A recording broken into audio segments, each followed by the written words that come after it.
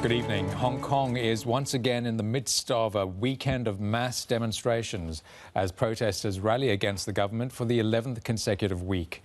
Organisers were promising a 1 million-person march tomorrow, but officials have denied them permits. There are fears tonight's rallies could once again descend into violent clashes between some protesters and police. SBS reporter Omar Dabbagh joins us now from an active Hung Hom district where one of 3 anti-government rallies is being held today. Omar, what's the mood of protesters there tonight? Good evening to you, Anton. Well, the frustration here is actually quite palpable. You can also get an incredible sense of solidarity amongst these protesters here. Even under this intermittent rain, it was quite heavy rain early on. People are passing out water, they're handing out bread and crackers. The people we're speaking to, though, are saying they're irritated and that after 2.5 months of regular clashes, they want Hong Kong police condemned over accusations of the use of excessive force in those clashes with protesters.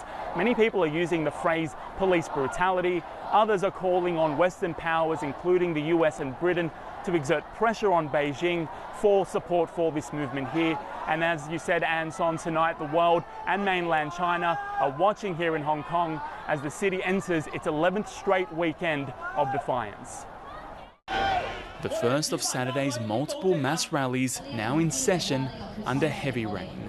This marks to Hong Kong's Government House, organised by the city's teachers as a strong show of support for its students and a pointed message to its government and Beijing as to which side they stand on. I hope that we can protect our students, and we hope that the truth that democracy will come. We hope that the government do something to stop the chaos now and stop attacking and stop tear gassing our youngsters. The protests began in opposition to a bill that would allow extradition from Hong Kong to the Chinese mainland for trial. That has now been shelved, but the protests have developed into a mass movement for greater democratic freedoms. Last night, an at-capacity sit-down demonstration spilled from the park to the streets, but not a riot police officer in sight. This rally approved by authorities calling on the US and Britain to help their battle against Beijing by condemning China's handling of the crisis here. Theoretically, every country that supports democracy and freedom should help us, but there are lots of issues that they have to consider, for example, like economic relationship with China. The rally here in Chater Park was always meant to be peaceful, and that's what the majority of people here are calling for.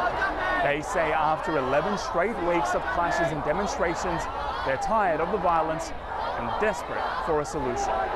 Believe in Hong Kong people, and I think someday we can sit down and to have a reason and rational conversation to solve all the things. Hong Kong police, though, accusing these people of fueling the violent minority within their movement by continuing their occupation of the city. The protests have now cost the chief executive of Cathay Pacific his job, Rupert Hogg resigning after outrage from Beijing over the participation of its staff, including 2 pilots, in the protest movement.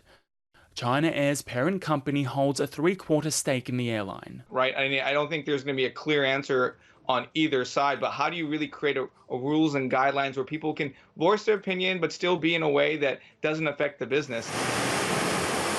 These fishermen have spent decades at the wharves between the mainland and Hong Kong.